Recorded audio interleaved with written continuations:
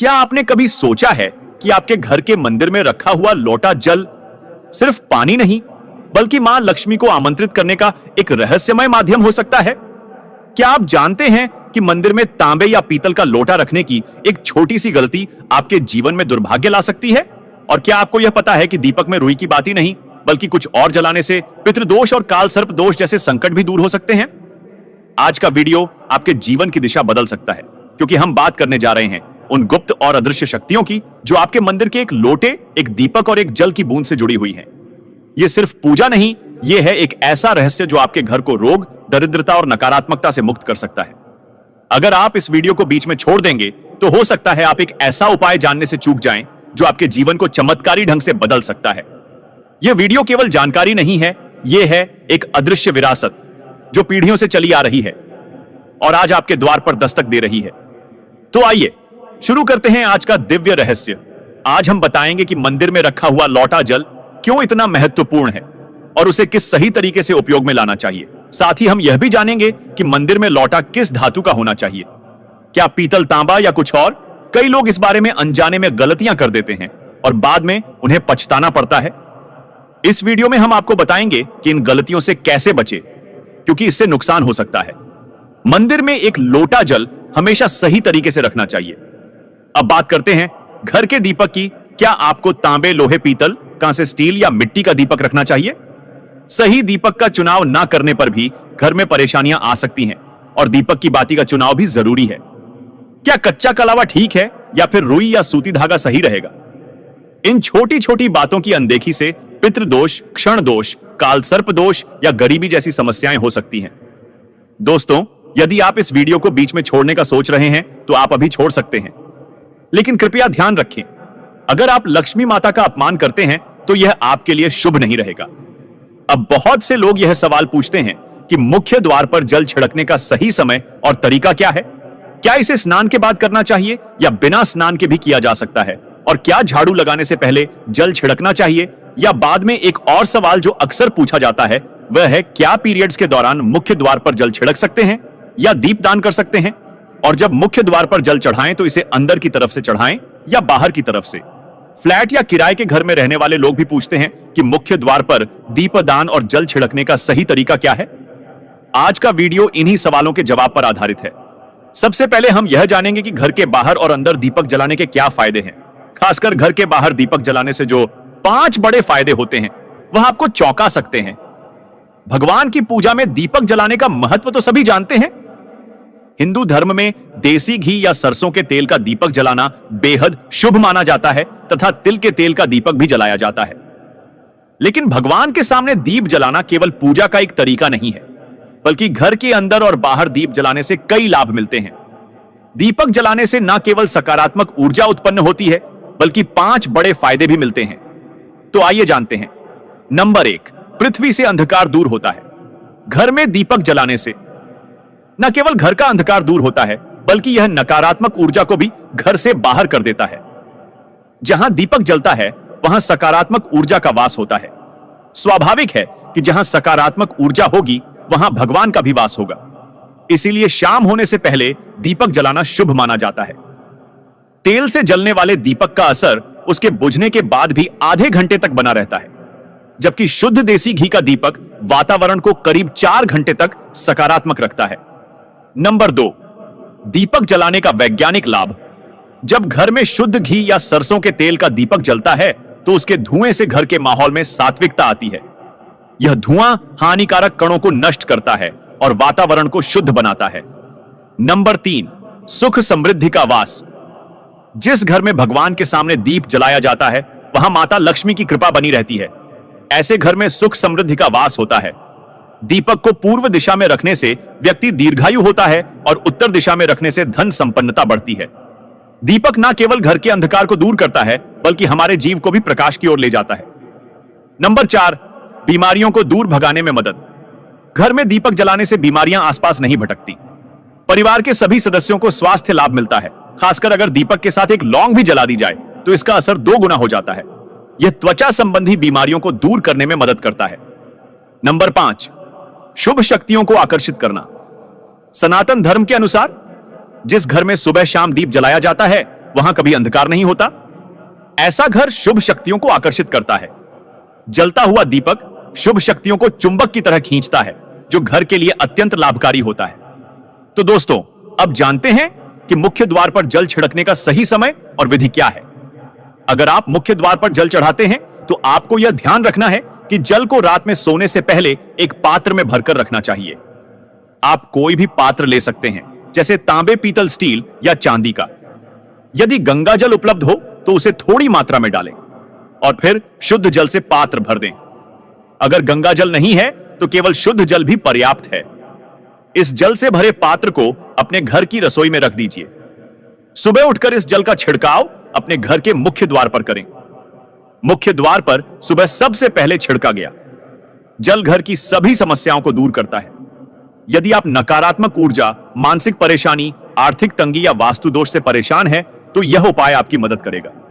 रसोई में रखा जल मुख्य द्वार पर छिड़कने से आपके घर की परेशानियां समाप्त हो सकती हैं। यह उपाय न केवल वास्तु दोष और पितृदोष को समाप्त करता है, बल्कि तंत्र मंत्र या बुरी नजर के प्रभाव को भी खत्म करने में सहायक है। इस उपाय को नियमित करने से घर में सुख समृद्धि बनी रहती है और बीमारियों से भी मुक्ति मिलती है। आपको यह जल सूर्योदय से पहले मुख्य द्वार पर छिड़कना चाहिए। अगर सूर्योदय के बाद आप मुख्य द्वार को अन्य जल से धोना चाहे तो यह कोई समस्या नहीं है, लेकिन यह विशेष जल सूर्योदय से पहले ही छिड़क दिया जाना चाहिए। अब कई लोग पूछते हैं कि क्या यह जल छिड़कने से पहले स्नान करना जरूरी है या बिना स्नान किए भी इसे किया जा सकता है। देखिए, जो जल हम सुबह मुख्य द्वार पर छिड़क हैं, वह एक महत्वपूर्ण उपाय है। इसे स्नान करने के बाद करना आवश्यक नहीं है। सुबह जल्दी उठे, सबसे पहले रसोई में जाएं और पहले से रखे जल को लेकर मुख्य द्वार पर जाएं। मुख्य द्वार खोलें और इस जल का छिड़काव करें। जल छिड़क समय अपने पितरों और मां लक्ष्मी का ध्यान जरूर करें। ऐसा कहा जाता है कि सुबह सुबह मां लक्ष्मी हर घर के द्वार पर आती है। जिन घरों के द्वार खुले होते हैं और जहां जल का छिड़काव किया गया होता है, वहां मां लक्ष्मी प्रवेश करती हैं। जल छिड़क समय अपने मन में मां लक्ष्मी से प्रार्थना करें, हे मां लक्ष्मी, कृपया मेरे घर में प्रवेश करें। मैं आपका स्वागत करने के लिए तैयार हूं। इसके बाद पितरों का ध्यान करें, क्योंकि घर की दहलीज को पितरों का वास स्थान माना जाता है। जब आप दहलीज पर जल छिड़क हैं तो पितर प्रसन्न होते हैं और उनका आशीर्वाद आपको मिलता है। स्नान करने की आवश्यकता नहीं है, आप बिना स्नान किए भी यह कार्य कर सकते हैं। अब आपके अगले प्रश्न की बात करें। क्या जल का छिड़काव झाड़ू लगाने के बाद करना चाहिए, या पहले? इसका उत्तर यह है कि सुबह उठने के बाद सबसे पहला कार्य जल का छिड़काव करना चाहिए। इसके बाद आप झाड़ू लगा सकते हैं। सुबह उठते ही सबसे पहले बिस्तर पर बैठकर अपने दोनों हथेलियों को देखें और मां लक्ष्मी का ध्यान करें। यदि चाहे तो निम्न मंत्र का उच्चारण कर सकते हैं। कराग्रे वस्ते, लक्ष्मी कर मध्य, सरस्वती कर मूल्य, तू ब्रह्मा प्रभाते कर दर्शन। फिर दोनों हाथ जोड़कर देवी देवताओं को प्रणाम करें। इसके बाद हाथ से धरती को स्पर्श कर प्रणाम करें और धीरे से अपना दाहिना पांव जमीन पर रखें। फिर रसोई में जाकर जल लें और मुख्य द्वार पर जल छिड़क समय मां लक्ष्मी और पिता का ध्यान अवश्य करें। उसके बाद आप अपने घर के अंदर आकर अपनी दिनचर्या जैसे झाड़ू लगाना, स्नान करना आदि कर सकते हैं। अब कुछ लोगों का यह सवाल होता है कि क्या जल छिड़कने के बाद मुख्य द्वार की सफाई की जा सकती है? तो हां, आप ऐसा कर सकते हैं। पहले रसोई में रखा जल मुख्य द्वार पर छिड़क दें। इसके बाद अतिरिक्त पानी लेकर मुख्य द्वार की अच्छे से सफाई झाड़ू या पानी से कर सकते हैं। कुछ लोग पूछते हैं कि अगर वे फ्लैट या किराए के एक कमरे में रहते हैं तो जल का छिड़काव और दीपदान कहां करें? तो इसका उत्तर यह है कि आप जहां रहते हैं वहां के मुख्य द्वार को ही माने। मतलब जिस दरवाजे पर आपका नाम लिखा हो या नेम प्लेट लगी हो, वहीं जल छिड़क और दीपदान करें। अगर आपके पास एक ही कमरा है तो कमरे के दरवाजे को मुख्य द्वार माने और वहीं पर यह उपाय करें। अब अगला सवाल यह है कि क्या पीरियड्स के दौरान मुख्य द्वार पर जल छिड़का जा सकता है और दीपदान किया जा सकता है? जल छिड़कने के लिए पीरियड्स का कोई असर नहीं होता। आप जल छिड़क सकती हैं, लेकिन दीपदान कार्मिक पूजा में आता है, जो बिना शुद्धता के नहीं किया जा सकता। इसका मतलब यह है कि पीरियड्स समाप्त होने के बाद ही दीपदान करें। इसके अलावा कुछ लोग पूछते हैं कि मंदिर में जल रखना जरूरी है या नहीं, और रखा हुआ जल क्या करना चाहिए? तो शास्त्रों के अनुसार घर के मंदिर में 1 लोटा जल रखना बहुत जरूरी है। जल ऊर्जा को संचित करता है। जब आप पूजा करते हैं, मंत्र जपते हैं या भगवान से प्रार्थना करते हैं, तो इन सभी की ऊर्जा उस जल में समाहित हो जाती है। यही कारण है कि मंदिर में जल रखना आवश्यक है। सुबह की पूजा के दौरान 1 लोटा जल मंदिर में रखें और दीपक जलाएं। यह अग्नि और जल के संतुलन का प्रतीक है। पूजा के बाद इस जल का उपयोग शुभ कार्यों में करें, जैसे पौधों में डालना या घर में छिड़काव करना। यह सकारात्मक ऊर्जा को बढ़ाता है। सुबह की पूजा के समय हम मंदिर में जल रखते हैं। अगली सुबह जब आप पूजा करने जाते हैं तो सबसे पहले उस जल का उपयोग करें। आप पूरे घर में उस जल का छिड़काव कर सकते हैं। यह जल आपके घर को शुद्ध करता है क्योंकि यह सकारात्मक ऊर्जा से भरा होता है। इससे कई बीमारियां भी दूर हो जाती हैं और घर में नकारात्मक ऊर्जा का प्रवेश नहीं होता। अगर आप नियमित रूप से इस जल का छिड़काव करते हैं तो आपके घर की समस्याएं धीरे धीरे खत्म हो जाती हैं। कभी कभी लोग यह शिकायत करते हैं कि दवाइयां असर नहीं करती। ऐसे में अगर दवाइयों के साथ साथ रोगी को इस जल से पानी दिया जाए तो दवाइयां जल्दी असर करने लगती हैं। इसी तरह अगर परिवार में कलह और झगड़े रहते हैं तो परिवार के सभी सदस्य इस जल को थोड़ा थोड़ा पी सकते हैं। इससे धीरे धीरे सकारात्मक विचारों का प्रवाह शुरू होता है और घर में शांति और समन्वय आता है। अगर आपका कोई व्यापार है या दुकान है तो इस जल का थोड़ा सा छिड़काव वहां भी करें। यह आपके व्यापार को सफल बनाता है और किसी भी तरह की परेशानी से बचाता है, क्योंकि यह जल बेहद सकारात्मक ऊर्जा से भरा होता है। अब बात करते हैं कि मंदिर में जल क्यों रखा जाता है। जल को अमृत माना जाता है और यह देवी देवताओं के लिए विशेष महत्व रखता है। मंदिर में 1 लोटा जल रखना उतना ही आवश्यक है जितना कि आप रोजाना भोजन करते हैं। जब हम भगवान की पूजा करते हैं तो तांबे या पीतल के पात्र में 1 लोटा जल जरूर रखना चाहिए। यह जल एक सागर की तरह होता है और हमारे जीवन के दुखों को समाप्त करने में मदद करता है।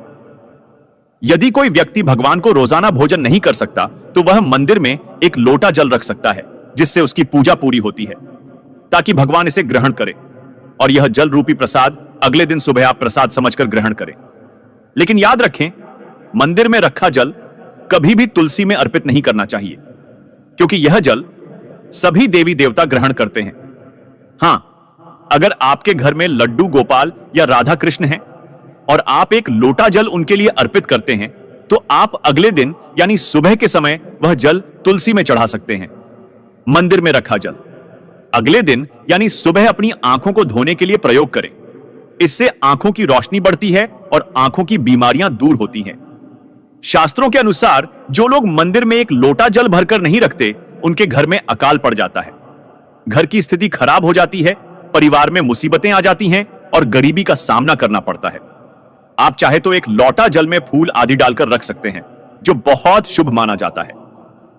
मंदिर में रखा जल का एक और उपयोग यह है कि इसे घर की रसोई में खाना बनाने में या पीने में भी प्रयोग कर सकते हैं। लेकिन यह जल तभी इस्तेमाल करें जब आपके घर में सात्विक भोजन बनता हो। अगर लहसुन या प्याज का इस्तेमाल होता है तो इस जल का प्रयोग खाना बनाने में नहीं करें। इस जल को परिवार के सभी सदस्य थोड़ी थोड़ी मात्रा में पी सकते हैं और बचा हुआ जल आप घर के पौधों में डाल सकते हैं। यह जल व्यर्थ नहीं होता, इसके बहुत सारे उपयोग हुए।